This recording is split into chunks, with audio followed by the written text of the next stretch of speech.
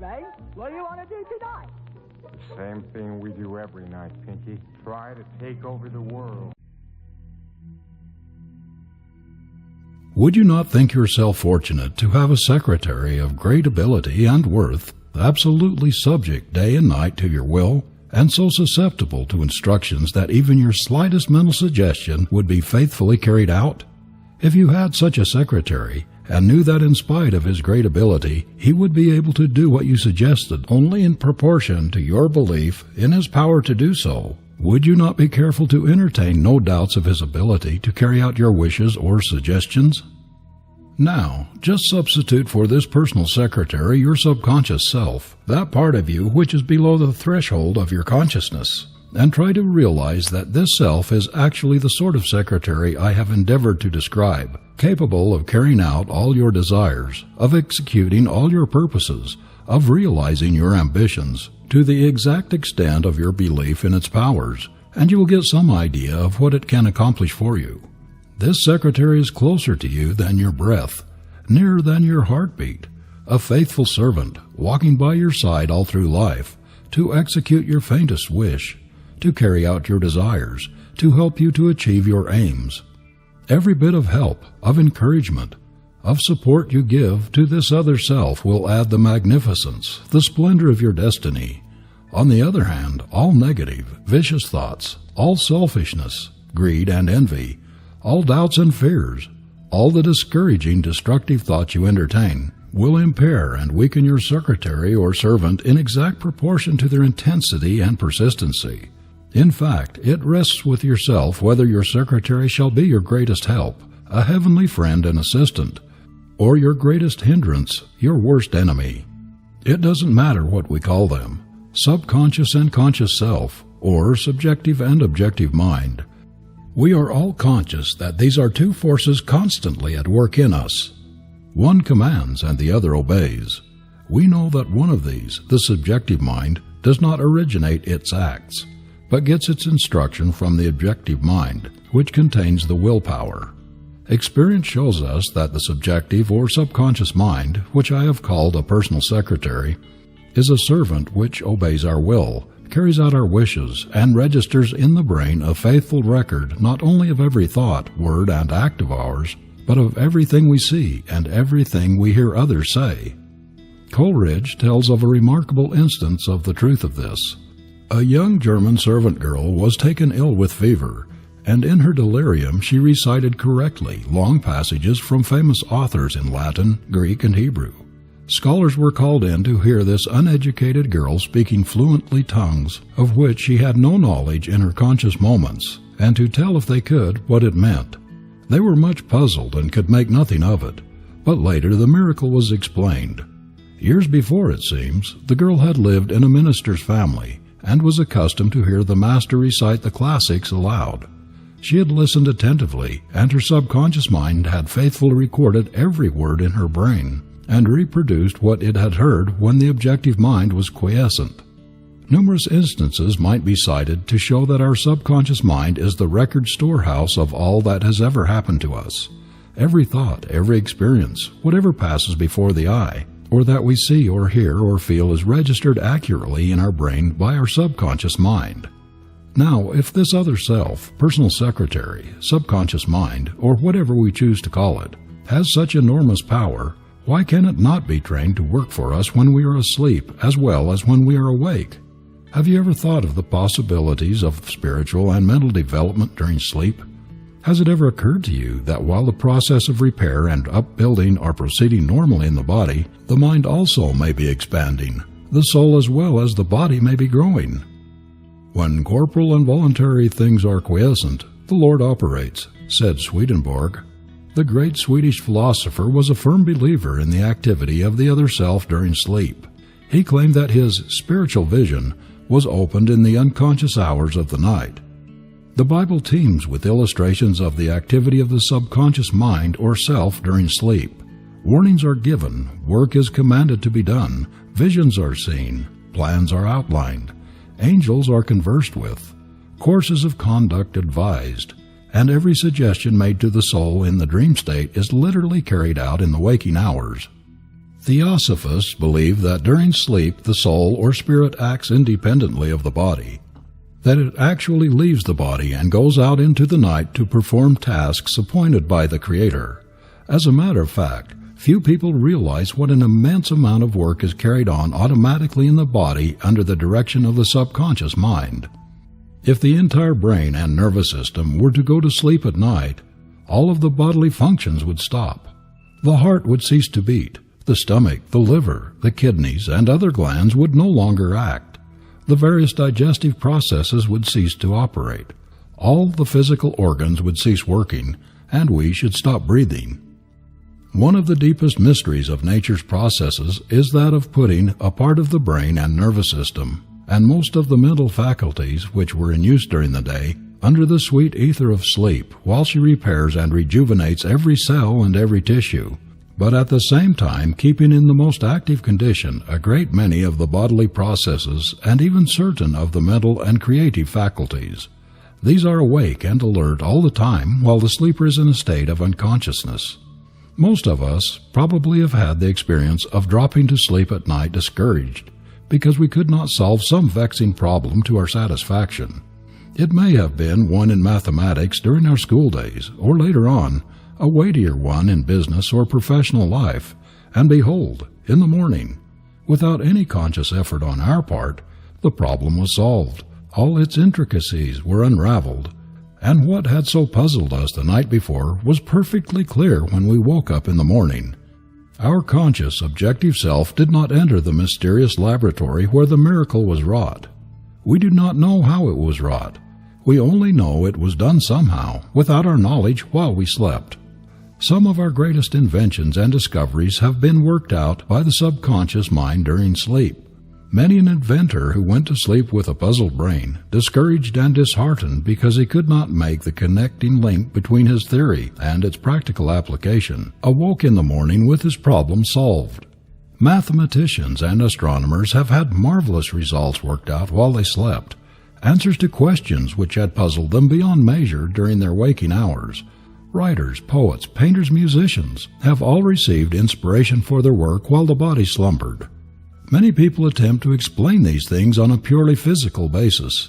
They attribute the apparent phenomenon to the mere fact that the brain has been refreshed and renewed during the night, and that, consequently, we can think better and more clearly in the morning. That is true so far as it goes, but there is something more, something beyond this. We know that ideas are suggested and problems actually worked out along lines which did not occur to the waking mind. Most of us have had experiences of some kind or another which show that there is some great principle, some intelligent power back of the flesh, but not of it, which is continually active in our lives, helping us to solve our problems. One of the most interesting instances of this kind is given in the biography of the great scientist, Professor Louis Agassiz, by his widow. He, Professor Agassiz, the writer says, had been for 2 weeks striving to decipher the somewhat obscure impression of a fossil fish on the stone slab in which it was preserved. Weary and perplexed, he put his work aside at last and tried to dismiss it from his mind. Shortly after, he waked one night persuaded that while asleep he had seen this fish, with all the missing features perfectly restored. But when he tried to hold and make fast the image, it escaped him. Nevertheless, he went early to the Jardin des Plantes, thinking that on looking anew at the impression he should see something which would put him on the track of his vision. In vain, the blurred record was as blank as ever.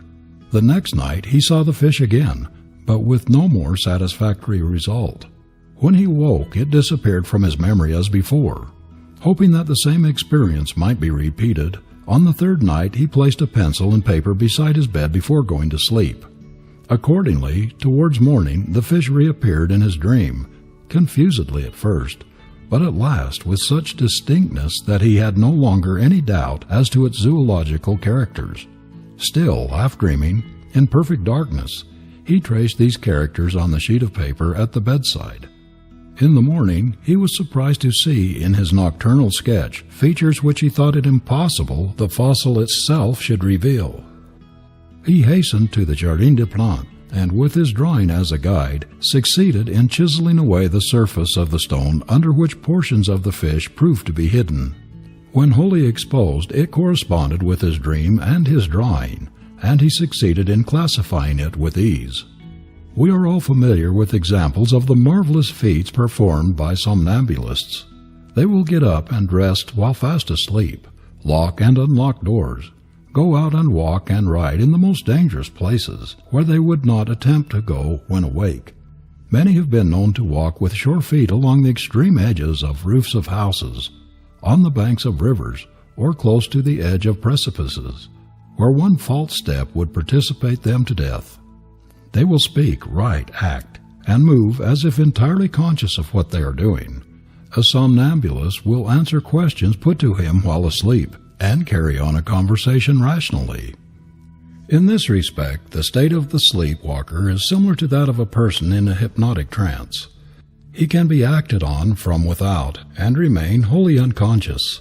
Surgical operations have been performed upon a hypnotized person without the use of anesthetics, and there is no doubt that this also would be possible during profound sleep. The subjective mind is much more susceptible to suggestion when the objective mind is unconscious. There is no resistance on account of prejudice or external influences. That we are on the eve of marvelous possibilities of treating disease during sleep, there is not the slightest doubt. The same is true of habit forming, mind changing, of mind improving, of strengthening deficient faculties, of eradicating peculiarities and idiosyncrasies, of neutralizing injurious hereditary tendencies, of increasing ability. The possibilities of changing the disposition and of mind building during sleep are only beginning to be realized. The power of the subjective mind over the body is well illustrated by the fact that thoughts aroused in a hypnotized person can very materially shift the circulation of the blood. They can send it at will to any part of the body. The hypnotist can make his subject blush or turn pale, express in his face fierce anger or appealing love.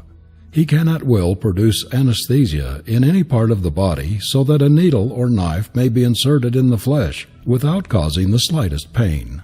He can also impress the hypnotized person's mind with the belief that the water he drinks is whiskey, that he will actually exhibit all the appearance of drunkenness. He can make him believe that the spoonful of water he takes is full of poison, so that he will immediately develop the symptoms of poisoning. The subjective mind is not only capable of carrying out orders, but, as has already been shown, every impression made on it is indelible. How often we say, when we cannot recall a well-known name, or the details of some important event or experience, "Well, I cannot think of that now, but it will come to me. I shall think of it later." And how often have the forgotten details flashed into our mind when the occasion has passed and we were thinking of something else? Again and again we have puzzled our brains at night, trying to think of some particular thing which has gone out of our memory, only to find it waiting for us in the morning. We are beginning to realize that all of our experiences during the day, all of our thoughts, emotions, and mental attitudes, the multitude of little things which seem to make but a fleeting impression, are not in reality lost. Every day leaves its photographic records on the brain, and these records are never erased or destroyed. They simply drop into the unconscious mind and are ever on call. They may not come at once in response to our summons, but they are still there and are often, many years after they have dropped into the subconscious mind, reproduced with their original vividness.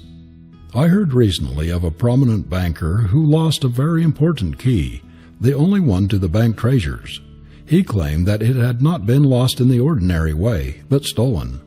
Suspicion at once attached to the employees. A prominent detective was placed in the bank, and after watching and questioning everyone on the staff, he became convinced that none but the banker himself knew anything about the key. Every detective is necessarily something of a mind reader, and this one, believing firmly in his own theory, suggested a simple plan for recovering the key. He told the banker to quit suspecting the employees and worrying about burglars getting the bank's treasures, to relax his overwrought mind and go to sleep with the belief that he himself had put the key away somewhere and that it would be found in the morning. "If you do this," he said, I believe the mystery will be solved." The banker, to the best of his ability, did as the detective suggested, and on getting up the following morning he was instinctively led to a certain secret place, and behold, there was the key. He was not conscious that he had put it there, but after finding it, he had a faint recollection of previously going to this place. The banker's objective or conscious mind was probably busy with something else when he put the key away. Only his subconscious self had any knowledge of what he was doing. Then when he missed the key, his fears, his worry, his anxiety, his suspicions, and generally wrought-up mental attitude made it impossible for his subjective mind to reveal the secret to him. But after his mind had become poised, and he was again in tune with his subjective intelligence, the information was passed along. Dr. Hack Tuke, a distinguished English authority on the subject, "The memory freed from distraction, as it sometimes is," he says, "is so vivid as to enable the sleeper to recall events which happened years before, and which had been entirely forgotten." Now, as we have seen, the subconscious mind can perform real work, real service for us. Why should we not use it, especially during sleep? Why should we not avail ourselves of this enormous creative force to strengthen all our powers and possibilities, to piece out, virtually to lengthen our time, our lives? Think of what it would mean to us in a lifetime if we could keep these sleepless creative functions always in superb condition, so that they would go on during the night working out our problems, unraveling our difficulties, carrying forward our plans while we sleep. We have sufficient proof already to show that they do actual constructive work, but the testimony of Dr. Tuke on this point is of interest. That the exercise of thought, and this on a high level, is consistent with sleep can hardly be doubted. He writes, "Arguments are employed in debate which are not always illogical.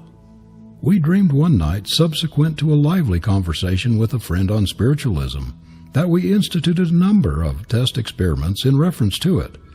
The nature of these tests was retained vividly in the memory after awakening. They were by no means wanting in ingenuity, and proved that the mental operations were in good form. It is now established beyond a doubt that certain parts of the brain continue active during the night, when the rest of it is under the anesthetic of sleep.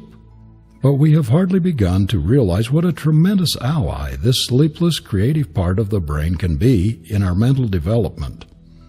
It is well known that most of the growth of the child, of its skeleton, muscles, nerves, and all of the 12 different kinds of tissues in the body takes place during sleep, that there is comparatively little during the activities of the day.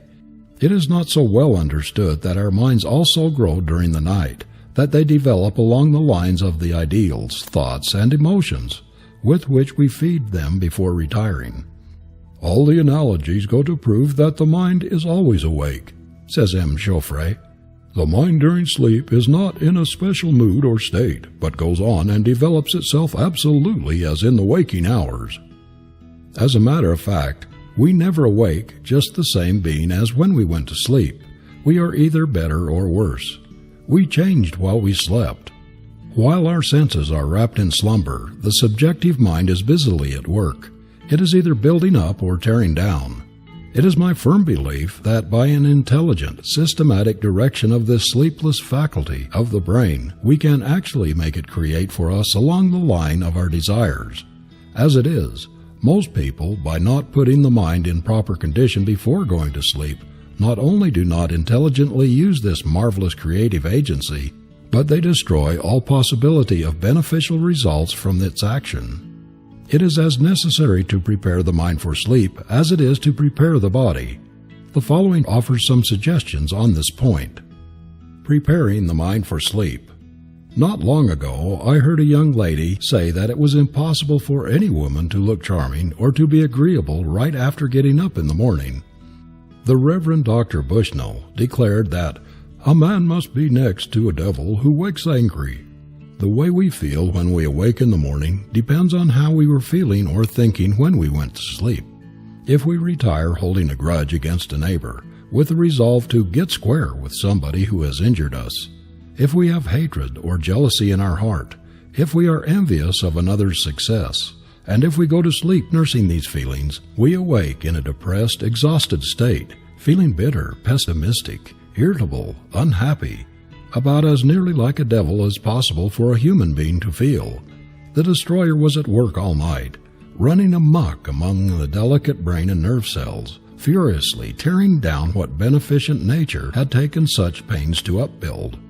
But when we take pleasant, kindly, loving thoughts to bed with us, we awake refreshed, in a happy, contented frame of mind. Our sleepless faculties spent the hours in upbuilding, performing friendly offices for us during the night. Few people ever think of preparing the mind for sleep, yet it is even more necessary than it is to prepare the body. Most of us take great pains to put the latter in order. We undress, take a warm bath, massage the face with some sort of refreshing salve, cold cream, or oil. We make sure that our sleeping room is properly ventilated and that our bed is clean and comfortable. But to the matter of preparing our minds, we don't give a thought. Instead of making our subconscious mental processes build for us in the night, we allow them to tear down much of what we have built during the day. Many of us grow old, haggard, and wrinkled in the night, just when the reverse ought to be the case. For nature herself has ordained that night should be the building, the renewing time of life. If we were only to prepare the mind for sleep with the same intelligence and care that we prepare the body, if we were to give it a cleansing mental bath, wiping from memory's slate all black, discordant pictures, all the worries and fears which vexed and perplexed us during the day, instead of having the nightmare panorama passing and repassing before us during the night, robbing us of needed rest and neutralizing our upbuilding, recuperative forces, what a difference it would make in our achievement in our lives. I know men whose lives have been revolutionized by adopting the practice of putting themselves in a harmonious condition, getting in tune with the infinite before going to sleep. Formerly, they were in the habit of retiring in a bad mood, tired, discouraged over anticipated evils, worrying about all sorts of things. They would discuss their misfortunes at night with their wives and then fall to thinking over the unfortunate condition in their affairs, their mistakes, and possible evil consequences that might result from them. Naturally, their minds were in an upset condition when they fell asleep, and, as might have been expected, the melancholy, black, ugly pictures of the misfortunes they feared, vividly exaggerated in the stillness of the night, became etched deeper and deeper on their brains and did their baleful work, making the real rest and reinvigorating absolutely impossible. When they reformed their habits, changed their thought, and retired in a peaceful frame of mind with the intention of going to sleep, instead of tossing about thinking of their troubles, their business straightway began to improve. They were stronger, fresher, more vigorous, more resourceful, better able to cope with difficulties, to make plans and carry them out than when they were depleting their physical and mental resources by robbing themselves of their best friend, nature's restorative sleep. Many people tell me they cannot stop thinking after they go to bed. Their brains are so active, doing their next day's work, that they cannot stop the mental processes for hours. Of course you cannot stop all thinking the first night you begin to form the new habit, when you have practiced the old night thinking habit for years. When perhaps as far back as you can remember, you have gone to bed every night worrying, thinking, planning ahead for days, for weeks, for months, planning ahead perhaps for the coming year. But if you persist and make it a cast iron rule to allow no anxieties or fears, no business troubles or discords of any kind to enter your bedchamber, you will succeed in accomplishing your object. Think of your chamber as the one place sacred to rest, where the things that trouble and harass and vex during the daytime shall find no entrance. Put this legend over the door or in some conspicuous place where you can see it. This is my holy of holies, the place of supreme peace and power in my life, from which all discord must be shut out. When you undress and lie down, say to yourself, I have done my best during the day. Now I'm going to drop thinking, drop worrying and planning, and get good, refreshing sleep to prepare me for tomorrow's work. Clear your mind not only of all anxious, worrying business thoughts, but also of all ill will or hatred toward another. Resolve that you will not harbor an unpleasant, bitter, or unkind thought of any human being, that you will wipe off the slate of your memory everything you have ever had against anyone, that you will forget whatever is unpleasant in the past and start with a clean slate. Just imagine the words harmony, peace, love, goodwill to every living creature are emblazoned in letters of light all over the walls of your room. Repeat them over and over until that other self, that personal secretary just below the threshold of your consciousness, becomes saturated with the ideas they convey, and after a while you will drop into slumber with a serene, poised mind, a mind filled with happy, joyous, creative thoughts. Of course, until a new habit is fixed, thoughts will intrude themselves in spite of you, but you needn't harbor them. You needn't allow yourself under any circumstances to go on thinking about business or any discordant thing after you retire any more than you would allow a madman to slash you with a knife without making an attempt to defend yourself. You can, if you only persist in the new and better way, fall asleep every night like a tired child and awake in the morning just as refreshed and happy. Your subconscious self will, after a while, carry out your behests without any conscious effort on your part. This sleepless, subconscious self is, in fact, one of the most effective agents man has to help him accomplish whatever he desires.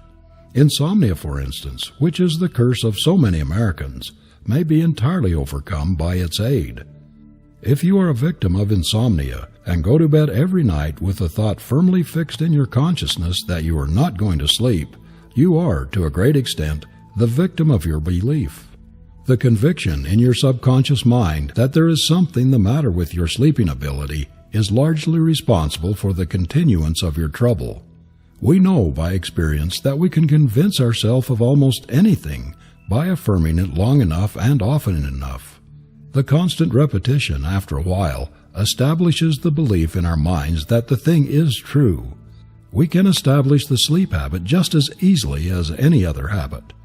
It is perfectly possible by means of affirmation, the constant repetition in heart-to-heart talks with yourself to regain your power to sleep normally.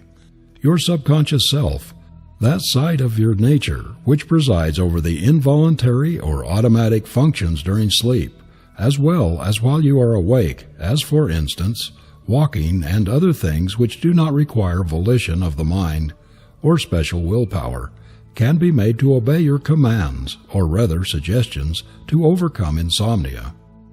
Say to this inner self, "You know there is no reason why you should not sleep. There is no defect in your physical or mental makeup which keeps you awake. You ought to sleep soundly so many hours every night. There is no reason why you should not, and you are going to do so tonight." Repeat similar affirmations during the day. Say to yourself, "This sleeplessness is only a bad habit. If you were ill physically or mentally, if you had any serious defect in your nervous system which would give you an excuse for insomnia, it would be a different thing, but you haven't anything of the sort. You are simply the slave of senseless obsession, and you are going to break it up. You are going to begin right away. You are going to sleep better tonight, tomorrow night, and the next night. You are going to get through with this boogie you have built up in your imagination which has no existence in reality. Nothing keeps you awake but your conviction, your fear that you are not going to sleep. Prepare your mind for sleep in the way already suggested by emptying it of all worry and fear, all envy and uncharitableness, everything that disturbs, irritates, or excites.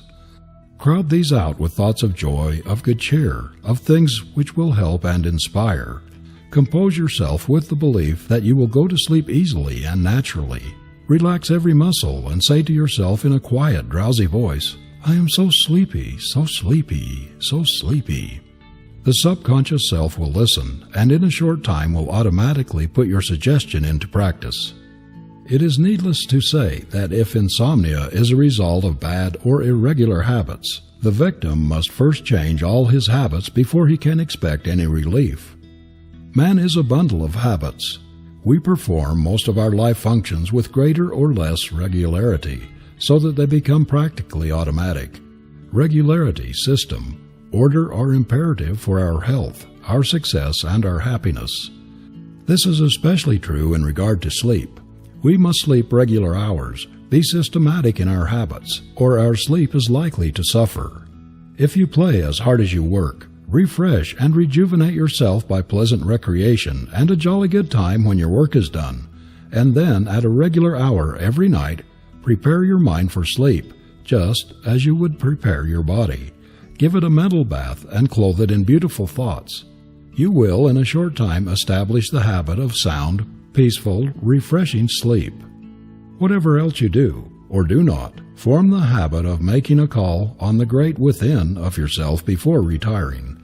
Leave there the message of uplift, of self-betterment and self-enlargement, that which you yearn for and long to realize but do not know just how to attain. Registering this call, this demand for something higher and nobler in your subconsciousness, putting it right up to yourself, will work like a leaven during the night, and after a while, all the building forces within you will unite and further in your aim, in helping you to realize your vision, whatever it may be. The period of sleep may be made a wonderful period of growth, for the mind as well as for the body. It is a time when you can attract your desires. It is a propitious time to nurse your vision. Instead of making an enemy of your subconscious self by giving it destructive thoughts to work with, explosives that will destroy much of what you have accomplished during the day, make it your friend by giving it strong, creative, helpful thoughts with which to go on creating, building for you during the night. There are marvelous possibilities for health and character, success and happiness building during sleep. Every thought dropped into the subconscious mind before we go to sleep is a seed that will germinate in the night while we are unconscious and ultimately bring forth a harvest of its kind. By impressing upon it our desires, picturing as vividly as possible our ideals, what we wish to become, and what we long to accomplish, we will be surprised to see how quickly that wonderful force in the subjective self will begin to shape the pattern, to copy the model which it is given. In this way, we can correct habits which are wounding our self-respect, humiliating us, marring our usefulness and efficiency, perhaps sapping our lives. We can get rid of faults and imperfections. We can strengthen our weak faculties and overcome vicious tendencies which the willpower may not be strong enough to correct in the daytime. If, as now seems clear, the subconscious mind can build or destroy, can make us happy or miserable according to the pattern we give it before going to sleep, if it can solve the problems of the inventor, of the discoverer, of the troubled businessman, why do we not use it more? Why do we not avail ourselves of this tremendous, mysterious force for life building, character building, success building, happiness building, instead of for life destroying? One reason is that we are only just beginning to discover that we can control the secondary self or intelligence, which regulates all the functions of the body without the immediate orders of the objective self. We are getting a glimpse of what it is capable of doing by experiments upon hypnotized subjects, when the objective mind, the mind which gets most of its material through the five senses, is shut off, and the other, the subjective mind, is in control. We are finding that it is comparatively easy while a person is in a hypnotic state to make wonderful changes in disposition and to correct vicious habits, mental and moral defects, through suggestion. There is no doubt that so far as the subjective mind is concerned, we are in a similar condition when asleep as when in a hypnotic trance, and experiments have shown that marvelous results are possible, especially in the case of children, by talking to them during their sleep, advising them, counseling them, suggesting things that are for their good. Parents should teach their children how to prepare their minds for sleep so that the subconscious self would produce something beautiful instead of the black, discordant images of fear which so often terrorize little ones before they fall asleep and when they wake up in the dark hours of the night. How often have we noticed the troubled, fearful expression on the face of a sleeping child who was sent to bed with anger thoughts, with fear thoughts in its mind after a severe scolding or perhaps a whipping? A child should never be scolded or frightened or teased, especially just before bedtime. It should be encouraged to fall asleep in its sweetest, happiest mood, in the spirit of love. Then its sleeping face will reflect the love spirit, and the child will awaken in the same spirit, as though it had been talking with angels while it slept. Children are peculiarly susceptible to the influence of our thoughts, our suggestions to them during sleep.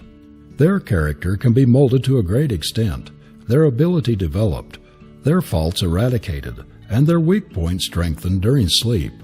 In some ways, the suggestions made to them in that state have more effect than those made to them when awake, because while the objective mind often scatters and fails to reproduce what is presented to it, the subjective mind gradually absorbs and reflects every suggestion. Many mothers have found this true, especially in correcting bad habits which seemed almost impossible to reach while the children were awake. If you want to make your child beautiful in character, in disposition, in person, think beautiful thoughts into its mind as it falls asleep. Speak to it of beautiful things while it sleeps.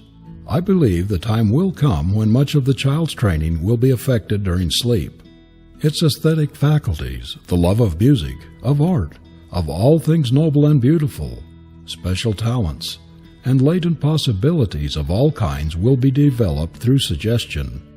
In the marvelous interior creative forces lies the great secret of life, and blessed is he who findeth it.